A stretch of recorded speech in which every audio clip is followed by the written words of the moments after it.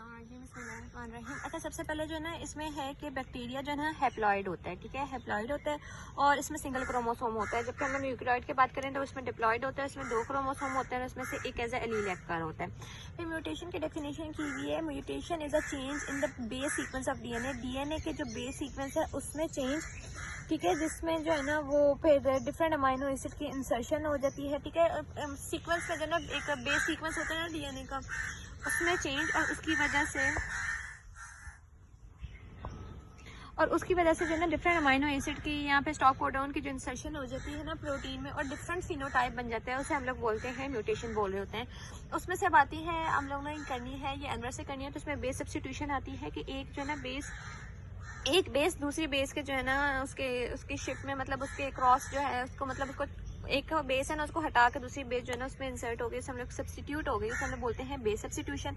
दूसरी इसमें अब इसमें एग्जांपल आ जाती है बेस सब्स्टिट्यूशन में, 2 आ जाती हैं। एक आती है मिससेंस म्यूटेशन, एक होती है नॉनसेंस म्यूटेशन। मिससेंस म्यूटेशन में क्या होती है कि एक जो बेस है ना, ठीक है, उसमें जो है ना एक मतलब इसमें डिफरेंट अमाइनो एसिड जो है ना वो इंसर्ट हो गया है, उसे हम लोग बोलते हैं,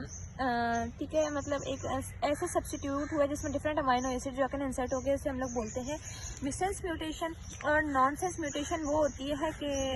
एक ऐसा बेस सब्स्टिट्यूट हो गया जिसकी वजह से कोडोन स्टॉप टर्मिनेशन कोडोन आ जाएगा और प्रोटीन सिंथेसिस रुक जाएगी, जिसे हम लोग बोलते हैं नॉनसेंस म्यूटेशन, ठीक है।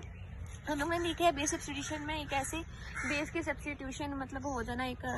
डिफरेंट अमाइनो एसिड या स्टॉप कोडोन किसी में आ गया, ठीक है। फिर फ्रेम शिफ्ट म्यूटेशन क्या होती है कि जब एक से ज़्यादा बेस पेयर ऐड हो या डिलीट हो, उसे हम लोग बोलते हैं फ्रेम शिफ्ट म्यूटेशन। फिर ट्रांसपोसोम्स और इंसर्शन सीक्वेंस क्या होती है कि म्यूटेशन उस वक्त होती है जब pieces of DNA such as transposomes और इंसर्शन जो है ना वो जीनोम में जाके,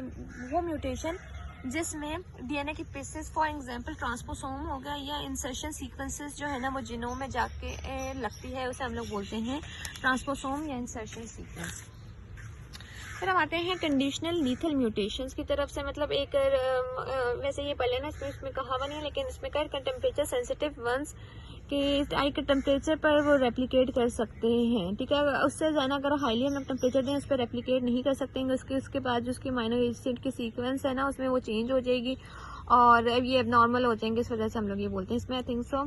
एग्जाम्पल जो है ना वो इन्फ्लुएंजा वायरस आ जाता है, currently approved for the vaccine use. फिर आ जाते हैं हम लोग transfer of DNA with in the bacterial cells.